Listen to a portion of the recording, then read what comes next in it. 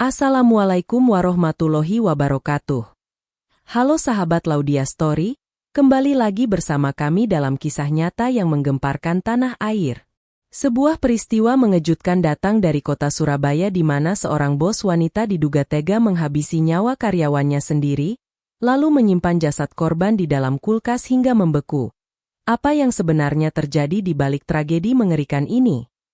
Simak kisah selengkapnya hanya di Laudia Story, tempat di mana kisah nyata disampaikan dengan fakta dan hati. Pagi itu, Surabaya Timur tampak seperti biasanya. Lalu lintas ramai, suara pedagang sayur dan tukang roti mengisi udara pagi. Tak ada yang aneh di perumahan elit Jalan Dharma Wangsa, hingga sekitar pukul 9, seorang petugas kebersihan mencium bau tidak biasa dari arah salah satu rumah besar berwarna putih gading. Awalnya, ia mengira itu hanyalah bau bangkai hewan kecil.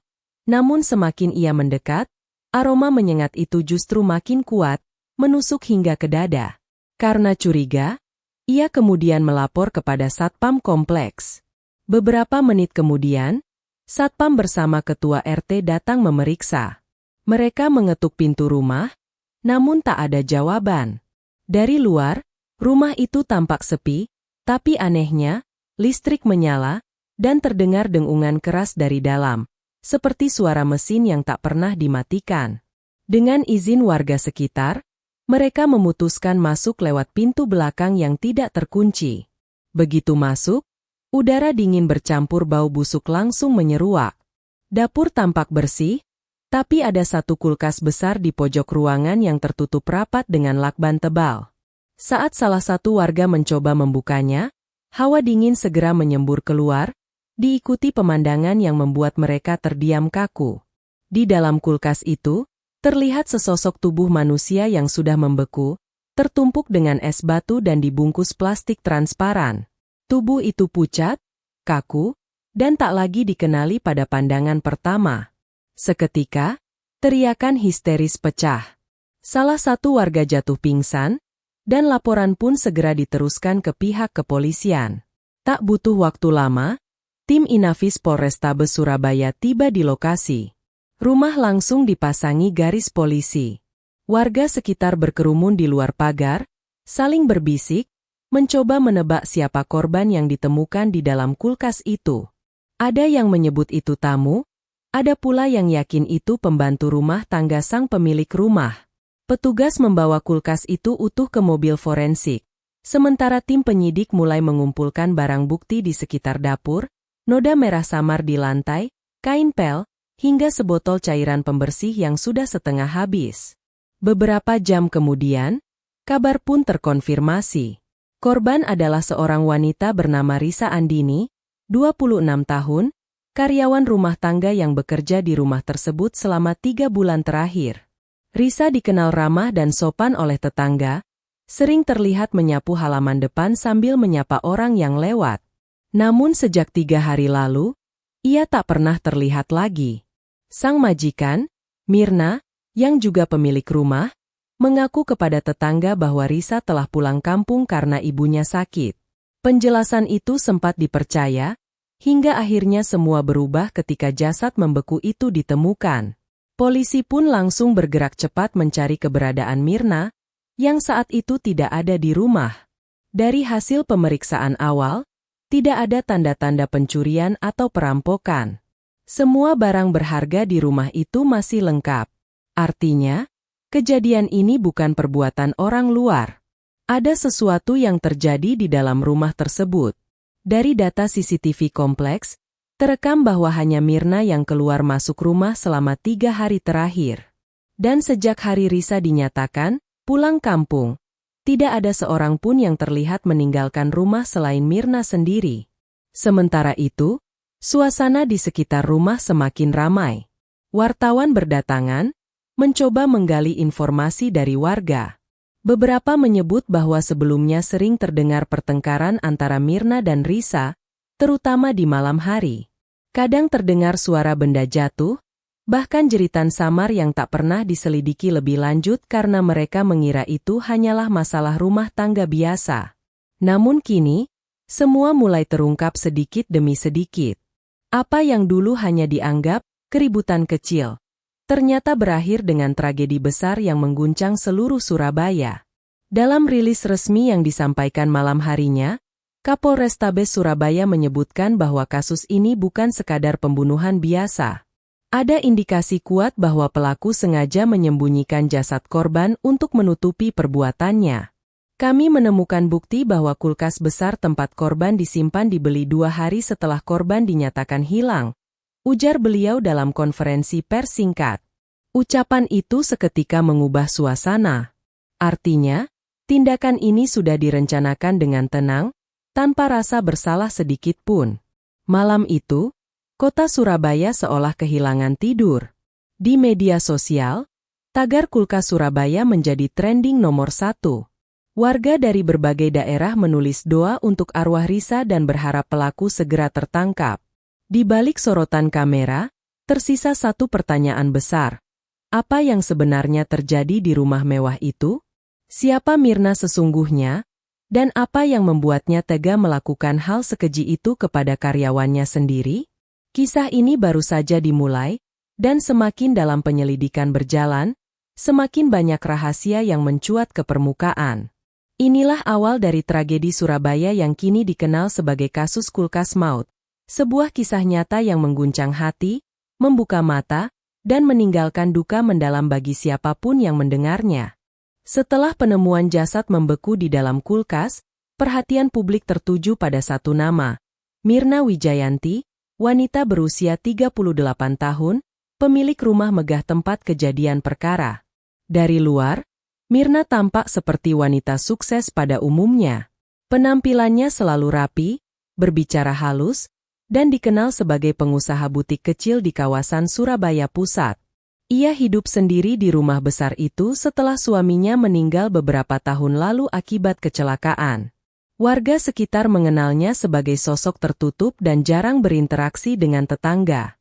Ia jarang terlihat keluar rumah kecuali untuk urusan bisnis atau belanja kebutuhan rumah tangga. Sementara itu, korban, Risa Andini, baru berusia 26 tahun. Asalnya dari Lamongan, datang ke Surabaya dengan harapan bisa membantu keluarganya di kampung. Ia direkomendasikan oleh salah satu agen penyalur tenaga kerja domestik dan mulai bekerja di rumah Mirna sekitar 3 bulan sebelum tragedi itu terjadi. Sejak hari pertama bekerja, Risa dikenal ramah dan penurut. Ia jarang mengeluh, bahkan sering terlihat tersenyum saat menyapu halaman atau mencuci mobil di pagi hari. Namun beberapa tetangga mulai memperhatikan sesuatu yang ganjil, rasa takut yang kadang terlihat jelas di wajah Risa setiap kali majikannya datang. Menurut kesaksian seorang tetangga, Risa pernah terlihat duduk di teras rumah dengan mata sembab, seolah baru menangis. Ketika ditanya, ia hanya menjawab singkat, "Tidak apa-apa, Bu, cuma dimarahi." Tak ada yang menduga bahwa di balik kalimat sederhana itu tersimpan tekanan yang begitu besar. Dalam penyelidikan, polisi menemukan beberapa pesan dari Risa kepada temannya di kampung. Dalam salah satu pesannya, ia menulis, "Kalau aku tidak bisa pulang bulan depan, tolong cari aku di rumah Bu Mirna. Aku takut di sini." Pesan itu dikirim 2 hari sebelum Risa dinyatakan pulang kampung oleh majikannya. Di sisi lain, Mirna dikenal memiliki sifat perfeksionis dan temperamen tinggi. Dari hasil wawancara dengan mantan karyawannya, diketahui bahwa Risa bukanlah pekerja pertama yang mengalami tekanan. Beberapa pembantu sebelumnya hanya bertahan 1 hingga 2 bulan sebelum akhirnya berhenti. Mereka mengaku tak kuat dengan sikap keras Mirna yang mudah marah bahkan untuk kesalahan kecil. Dia bisa marah hanya karena gelas tidak diletakkan di tempat semula, ujar salah satu mantan art yang sempat bekerja di rumah itu. Namun semua laporan itu dulu dianggap wajar oleh pihak penyalur, karena tidak ada kekerasan fisik yang terbukti. Kini, semua kesaksian itu menjadi bagian penting dalam proses penyelidikan. Setiap hari, kehidupan di rumah itu berjalan dengan pola yang sama. Risa bekerja dari subuh hingga tengah malam. Ia jarang keluar rumah, bahkan izin untuk membeli keperluan pribadi pun harus dengan seizin majikannya. Dalam catatan harian yang ditemukan di laci kamarnya, Risa sempat menulis, "Bu Mirna baik, tapi suka berubah tiba-tiba. Kadang bicara lembut, tapi bisa langsung berteriak tanpa sebab. Aku tidak tahu apa yang harus kulakukan." Catatan itu berhenti pada tanggal 8 Oktober, 2 hari sebelum polisi memperkirakan waktu kematiannya. Warga kompleks mengaku tidak pernah mendengar keributan besar, hanya suara keras yang samar dari dalam rumah. Seorang penjaga malam mengatakan bahwa beberapa kali melihat Mirna keluar rumah larut malam membawa kantong plastik besar, lalu membuangnya ke tempat sampah kompleks. Ia sempat curiga, tapi tak pernah berani menegur. Kini, semua hal kecil yang dulu dianggap sepele itu menjadi potongan-potongan puzzle dalam kasus besar yang mengejutkan seluruh kota. Dari hasil pemeriksaan medis sementara, jasad Risa diperkirakan sudah disimpan di dalam kulkas selama lebih dari 3 hari sebelum ditemukan. Tubuhnya dalam kondisi membeku sempurna, seolah pelaku berusaha mengawetkannya agar bau tidak tercium. Fakta ini membuat publik bergidik. Seorang wanita yang selama ini terlihat sopan dan tenang ternyata bisa melakukan sesuatu yang sedingin itu, ucap salah satu penyidik. Sementara pencarian terhadap Mirna terus dilakukan, publik mulai bertanya-tanya, apakah tindakan ini dilakukan karena emosi sesaat, atau ada motif lain yang lebih gelap? Dalam setiap berita, wajah Mirna terpampang dengan headline besar, "Majikan Kejam Surabaya." Namun di balik sorotan kamera dan spekulasi publik, polisi yakin satu hal, ini bukan tindakan spontan. Ada dendam, ada perencanaan, dan ada sisi keji yang selama ini tersembunyi di balik wajah tenang seorang wanita yang tampak tak bersalah. Kisah tentang siapa Mirna sebenarnya baru mulai terbuka sedikit demi sedikit. Dan di balik senyap rumah besar itu, perlahan terkuak misteri kelam tentang relasi antara majikan dan karyawan yang berubah menjadi tragedi paling dingin dalam sejarah kriminal Surabaya. Hari-hari pertama Risa bekerja di rumah Mirna sebenarnya berjalan tanpa masalah. Ia diberi kamar kecil di belakang, diberi makan cukup, dan digaji sesuai kesepakatan. Namun, seiring waktu, sifat asli sang majikan mulai terlihat. Mirna kerap berubah suasana hati tanpa alasan. Kadang bisa tertawa ramah di pagi hari, tapi menjelang malam, ia bisa menatap tajam hanya karena lipatan baju tidak sempurna. Dalam seminggu pertama saja, Risa sudah pernah dimarahi 3 kali hanya karena piring tidak ditata rapi di rak. Meski begitu, ia tetap diam. Ia menahan perasaan, karena butuh pekerjaan itu untuk membantu orang tuanya di kampung. Menurut pengakuan salah satu mantan art yang pernah bekerja di sana, Mirna dikenal sangat sensitif terhadap hal kecil. Ia tidak suka disanggah, dan tidak pernah mau disalahkan. Jika ada sesuatu yang rusak atau hilang, orang pertama yang dituduh selalu pekerjanya. Risa yang masih baru sering menjadi sasaran kemarahan. Namun karena sifatnya yang penurut dan tidak pernah membantah, ia masih dipertahankan. Hingga suatu ketika, hubungan mereka mulai retak karena hal yang tampak sepele. Seutas kalung emas. Kalung itu adalah milik mendiang suami Mirna. Menurutnya, benda itu memiliki nilai sentimental yang sangat tinggi. Namun pada suatu sore, kalung itu hilang dari meja rias. Mirna panik dan langsung menuduh Risa mengambilnya. Tanpa bertanya lebih dulu, ia langsung memarahi Risa di depan pintu rumah hingga terdengar oleh tetangga. "Kamu pikir saya tidak tahu? Kamu pikir saya bodoh?" teriak Mirna, menurut kesaksian warga sekitar. Risa hanya terdiam dengan mata berkaca-kaca, mencoba menjelaskan bahwa ia tidak tahu apa-apa. Tapi amarah Mirna tak terbendung. Sejak hari itu, suasana rumah berubah mencekam. Beberapa hari kemudian, kalung itu ternyata ditemukan, jatuh di balik laci meja rias yang jarang dibuka. Namun, Mirna tidak pernah meminta maaf. Sebaliknya, ia malah semakin memperketat aturan. Risa tidak boleh menggunakan ponsel tanpa izin, tidak boleh keluar rumah, bahkan tidak boleh berbicara dengan tetangga. Semua aktivitasnya diawasi. Dalam pesan singkat kepada sahabatnya, Risa menulis, "Aku takut kalau Bu Mirna marah lagi. Dia beda sekarang. Kadang diam, tapi tatapannya bikin aku merinding. Dari hasil penyelidikan, polisi menemukan bahwa beberapa hari sebelum kematian Risa, sempat terjadi perdebatan antara keduanya mengenai gaji. Risa merasa jumlah yang diterimanya tidak sesuai dengan perjanjian awal. Ia memberanikan diri untuk menanyakan hal itu kepada Mirna, namun tanggapan yang didapat justru membuatnya semakin takut. Berdasarkan kesaksian kasir minimarket dekat rumah, Risa sempat bercerita sambil menahan tangis, bahwa majikannya mengancam akan mengusirnya tanpa gaji jika terus menuntut. Konflik memuncak pada malam tanggal 9 Oktober. Warga sekitar mengaku mendengar suara benda jatuh keras dari dalam rumah sekitar pukul 10 malam, disusul suara wanita berteriak. Namun tidak ada yang berani mendekat, karena mengira itu hanya pertengkaran rumah tangga. Setelah itu, suasana rumah sunyi total. Keesokan harinya, lampu rumah tetap menyala, tapi tak ada aktivitas sama sekali. Risa tak terlihat seperti biasanya yang setiap pagi menyapu halaman. Beberapa hari kemudian, Mirna terlihat keluar dengan mobil, mengenakan jaket panjang dan kacamata gelap.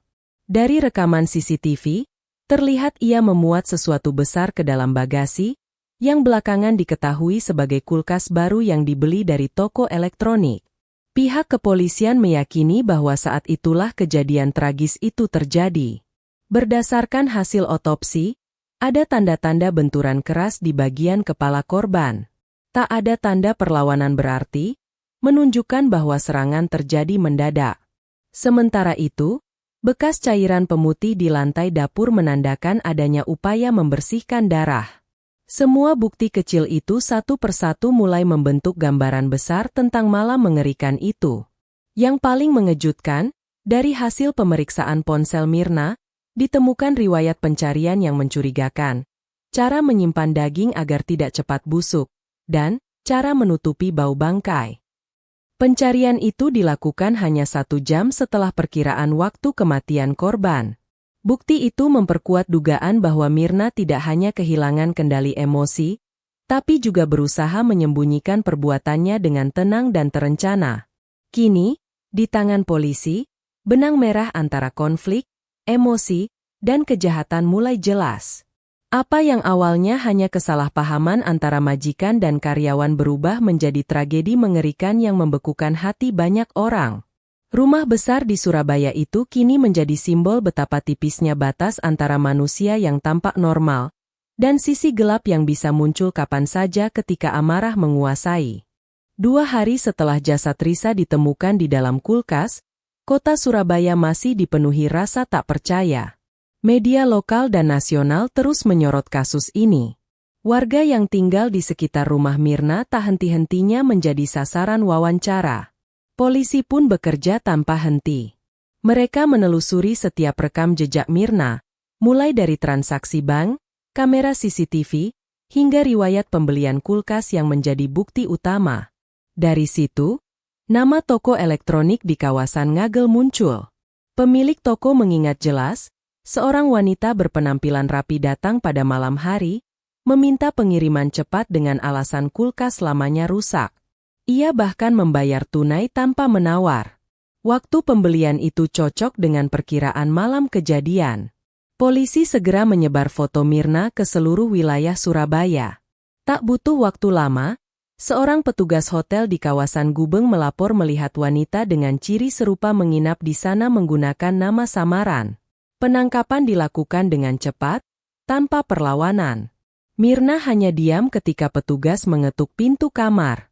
Tatapannya kosong, wajahnya pucat, dan tak sepatah kata pun keluar dari bibirnya saat borgol melingkar di pergelangan tangannya. Di ruang pemeriksaan, penyidik mencoba berbicara dengan hati-hati. Awalnya, Mirna terus menolak bicara. Ia hanya menunduk dan memejamkan mata setiap kali nama Risa disebut. Namun setelah berjam-jam tekanan psikologis dan bukti-bukti tak terbantahkan diperlihatkan, sidik jari, noda darah, hingga hasil pencarian di ponselnya, akhirnya ia membuka suara. Dengan nada datar, Mirna berkata, "Saya tidak bermaksud membunuhnya. Saya hanya ingin menakut-nakuti." Kalimat itu membuat semua orang di ruangan itu terdiam. Mirna kemudian menceritakan kronologi versinya. Malam itu, ia mengaku sangat marah setelah mengetahui bahwa Risa berencana pulang tanpa izin dan berniat membawa sebagian gajinya yang belum dibayar penuh. Ia merasa dikhianati. Dalam amarah, ia mendorong Risa hingga terjatuh dan kepalanya membentur sudut meja dapur. Melihat darah mengalir, ia panik. Namun bukannya meminta pertolongan, Mirna justru berusaha menghapus jejak. "Saya takut, saya tidak tahu harus apa," katanya lirih. Ia mengaku menunggu beberapa jam, menatap tubuh karyawannya yang tak lagi bergerak, sebelum akhirnya memutuskan untuk menyimpan jasad itu. Penyidik yang mendengar pengakuan itu terdiam. Cara Mirna menjelaskan perbuatannya tanpa emosi membuat bulu kuduk berdiri. Ia tidak menangis, tidak menyesal, hanya tenang dan dingin. "Saya cuma tidak mau rumah saya bau," tambahnya pelan. Ucapan itu membuat suasana ruang pemeriksaan seketika membeku. Dari hasil penyelidikan lanjutan, polisi menemukan bahwa tindakan Mirna tidak sesederhana karena panik. Ia sempat mencari cara agar jasad tidak cepat rusak, bahkan membeli kantong plastik tebal dan lakban di hari berikutnya. Fakta ini menunjukkan adanya unsur kesengajaan dalam menutupi perbuatannya. Dalam konferensi pers, Kapolrestabes Surabaya menegaskan, pelaku sadar betul apa yang ia lakukan. Ada perencanaan, ada usaha menghapus bukti. Ini bukan kecelakaan. Ini pembunuhan. Publik pun semakin heboh. Nama Mirna trending di media sosial, disandingkan dengan berbagai kasus kriminal terkenal lainnya. Banyak yang terkejut karena pelakunya bukan orang miskin atau putus asa, melainkan wanita berpendidikan dan mapan. Sebagian besar komentar netizen menunjukkan rasa marah dan jijik. Bagaimana mungkin seorang manusia bisa setenang itu setelah menyimpan jasad di kulkas rumahnya sendiri? Tulis salah satu komentar yang viral. Namun di balik semua sorotan itu, ada sisi lain yang jarang diberitakan. Keseharian Mirna setelah ditinggal suaminya. Dalam wawancara dengan salah satu teman kuliahnya, terungkap bahwa Mirna pernah mengalami gangguan mental ringan akibat trauma kehilangan. Ia sempat menjalani terapi, tapi berhenti tanpa alasan jelas. Meski begitu, pihak kepolisian tidak serta-merta menggunakan alasan itu sebagai pembenaran. "Kita bicara tentang tindakan, bukan masa lalu," ujar penyidik utama.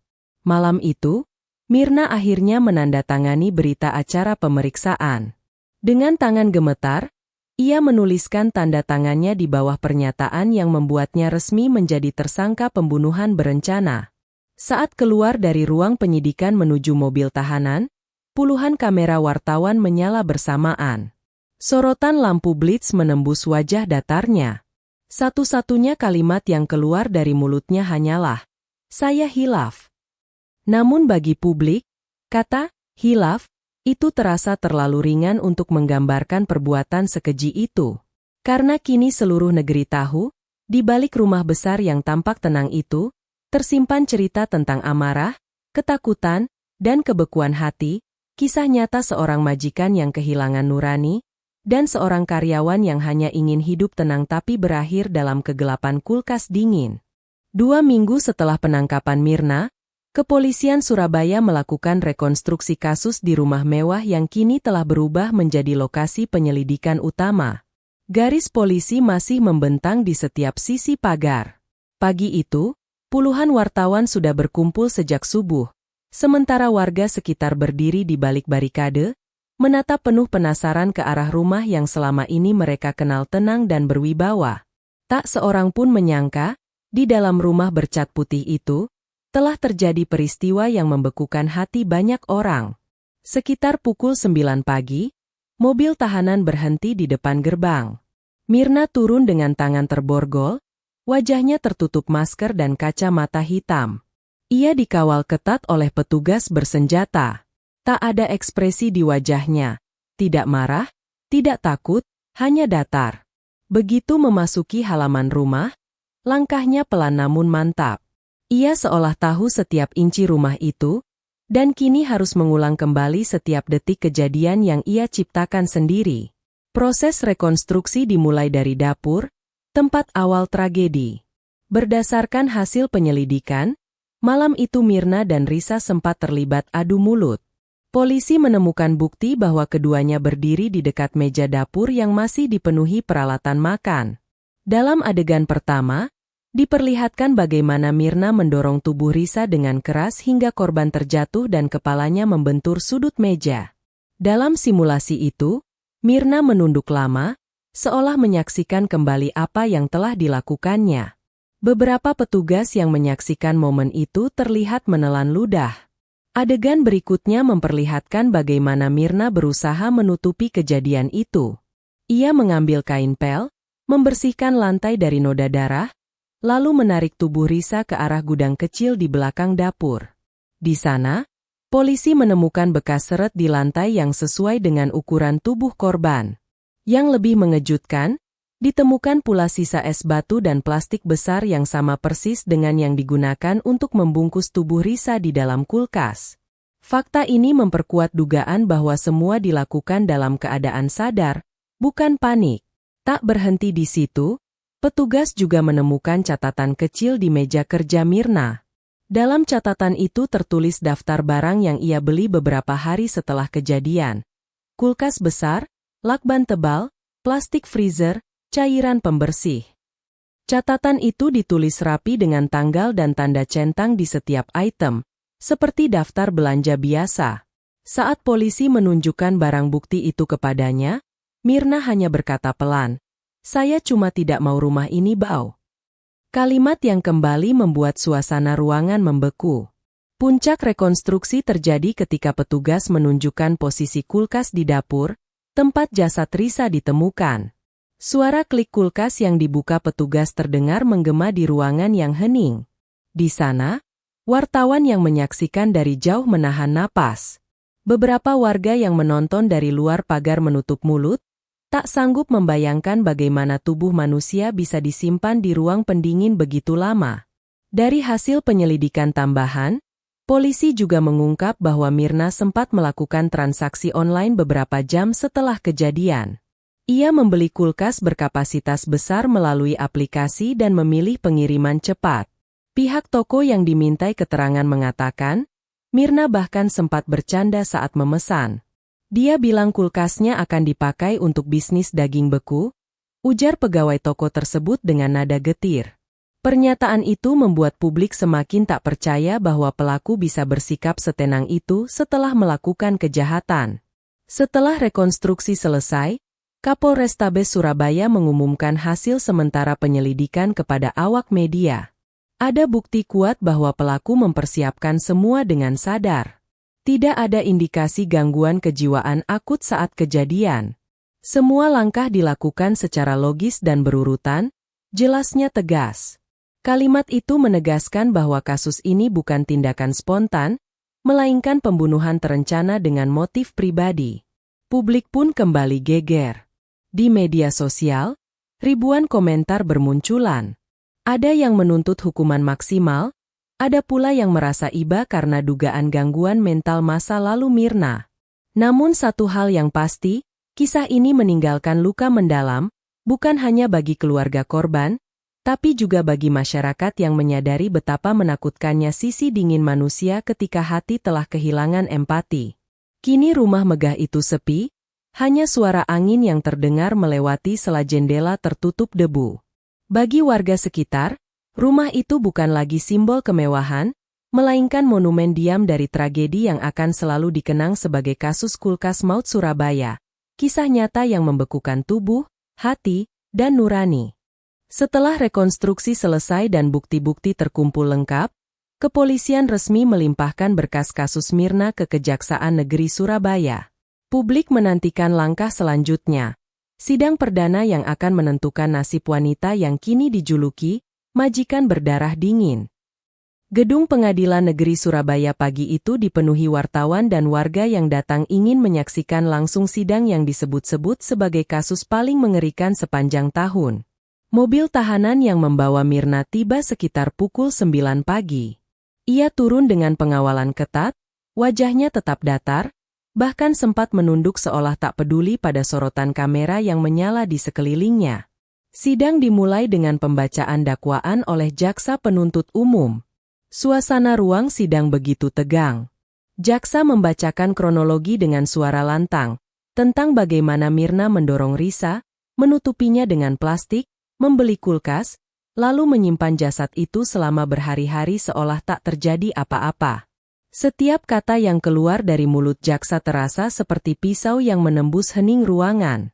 Beberapa orang di barisan belakang menunduk, ada yang meneteskan air mata, termasuk ibu korban yang hadir dengan wajah lemah, ditemani dua anggota keluarga lainnya.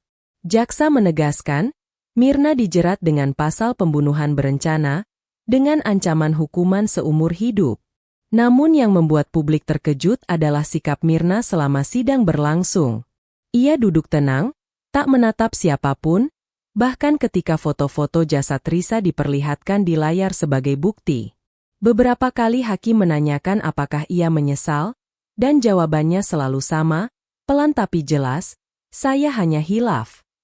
Tak ada air mata, tak ada emosi, hanya suara yang datar, seolah ia sedang membicarakan hal sepele. Keterangan saksi-saksi semakin memperkuat dakwaan. Mantan art lain, kasir minimarket, hingga tetangga sekitar memberikan kesaksian tentang perilaku aneh Mirna sebelum dan sesudah kejadian. Seorang saksi bahkan mengaku melihat Mirna membakar pakaian di belakang rumah beberapa jam setelah malam pertengkaran. Saat diminta menjelaskan alasannya, Mirna hanya menjawab, "Saya ingin membersihkan rumah." Pernyataan yang semakin membuat publik geram. Di luar ruang sidang, suasana tak kalah heboh. Puluhan orang berdiri membawa poster bertuliskan, "Keadilan untuk Risa." Mereka datang bukan hanya dari Surabaya, tapi juga dari Lamongan dan Gresik, kampung halaman korban. Beberapa komunitas aktivis perempuan juga ikut bersuara, menuntut perlindungan yang lebih kuat bagi pekerja rumah tangga. Kasus ini bukan hanya tentang pembunuhan, tapi tentang kekuasaan yang disalahgunakan, ujar salah satu orator di depan gedung pengadilan. Sementara itu, media sosial kembali penuh dengan perdebatan. Ada yang menilai Mirna pantas mendapat hukuman mati, ada pula yang menilai bahwa tindakan keji seperti itu lahir dari tekanan psikologis yang selama ini tidak tertangani. Namun apapun perdebatan yang muncul, simpati masyarakat tetap tertuju pada keluarga korban. Di kampung halamannya, warga Lamongan menggelar doa bersama untuk mengenang Risa. Mereka menyalakan lilin dan menaburkan bunga di depan foto dirinya yang tersenyum sederhana, kontras dengan nasib yang menimpanya. Beberapa waktu kemudian, pengadilan kembali digelar untuk mendengarkan pembelaan dari pihak Mirna. Kuasa hukumnya berusaha meyakinkan hakim bahwa perbuatan itu terjadi secara spontan akibat emosi sesaat. Namun bukti dan pola perencanaan yang teliti membuat alasan itu tampak lemah. Hakim bahkan sempat menegur Mirna karena beberapa kali tertawa kecil ketika saksi membacakan kesaksian. Tindakan itu membuat ruang sidang riuh oleh amarah keluarga korban yang tidak bisa lagi menahan emosi. Dalam sidang yang berlangsung hampir 3 jam, majelis hakim akhirnya menunda pembacaan putusan hingga pekan berikutnya. Namun di luar gedung, suasana tak kunjung reda. Warga yang mengikuti proses hukum ini dari awal seolah tidak puas hanya dengan penangkapan. Mereka ingin melihat pertanggungjawaban penuh atas tindakan yang telah mencoreng nurani manusia. Malamnya, pemberitaan tentang sidang itu memenuhi seluruh media nasional. Stasiun televisi menayangkan potongan video Mirna berjalan keluar dari ruang sidang dengan ekspresi datar. Narasi berita menegaskan, publik menanti, apakah keadilan benar-benar akan berpihak pada yang tak lagi bisa bersuara. Dan di tengah hiruk-pikuk tuntutan hukum dan suara massa yang menggema, satu hal menjadi jelas, kasus ini bukan sekadar cerita kriminal, tapi potret nyata bagaimana kejahatan bisa tumbuh dari amarah yang dibiarkan membeku terlalu lama, hingga akhirnya mencabut nyawa seseorang yang hanya ingin hidup dengan tenang. Hari putusan akhirnya tiba. Gedung Pengadilan Negeri Surabaya pagi itu kembali dipadati warga, wartawan, dan keluarga korban yang datang dengan perasaan campur aduk, antara lega, sedih, dan cemas menanti akhir dari perjalanan panjang kasus yang telah mengguncang hati banyak orang. Langit mendung seolah ikut menahan napas ketika mobil tahanan yang membawa Mirna berhenti di depan pintu pengadilan. Ia turun dengan langkah pelan, tangan masih diborgol, wajahnya tetap tenang tanpa sedikit pun menunjukkan rasa takut. Seolah ia sudah tahu apa yang akan terjadi, dan siap menerimanya. Tepat pukul 10, sidang dimulai. Suasana ruang sidang benar-benar hening ketika hakim utama memasuki ruangan. Di hadapan semua yang hadir, hakim membacakan pertimbangan hukum selama hampir 1 jam penuh. Setiap detail kronologi, setiap bukti, dan setiap kesaksian dibacakan kembali dengan teliti. Dari hasil penyelidikan, terbukti bahwa tindakan Mirna bukanlah spontan, melainkan terencana, mulai dari pembelian kulkas, upaya membersihkan darah, hingga cara menyimpan jasad korban. Semua dilakukan dengan kesadaran penuh dan ketenangan luar biasa. Ketika hakim menyebut kalimat itu, ruang sidang mulai bergemuruh. Beberapa orang menunduk, sebagian lainnya menggenggam tangan dengan tegang. Lalu, dengan suara tegas, sang hakim membacakan putusan. Menjatuhkan hukuman penjara seumur hidup kepada terdakwa, Mirna Wijayanti, atas tindak pidana pembunuhan berencana terhadap korban Risa Andini. Sekejap ruangan hening. Suara tangis pecah dari bangku keluarga korban. Ibunda Risa menutup wajahnya sambil berbisik lirih. Akhirnya, "Nak, kamu dapat keadilanmu." Wartawan berebut mengambil gambar, sementara Mirna hanya berdiri diam, tanpa ekspresi. Tak ada air mata, tak ada kata. Ia menatap kosong ke arah hakim, lalu menunduk perlahan sebelum digiring keluar ruang sidang oleh petugas. Beberapa orang yang hadir berkomentar bahwa raut wajah Mirna bahkan terlihat lega, seolah beban beratnya justru terangkat setelah mendengar vonis itu. Di luar gedung, sorak-sorai warga bergema. Mereka menganggap keputusan itu sebagai bentuk keadilan yang pantas. Spanduk bertuliskan, "Keadilan untuk Risa," kembali terbentang, kali ini disertai tangisan haru dan doa bersama. Namun di balik rasa lega itu, tersisa luka yang dalam.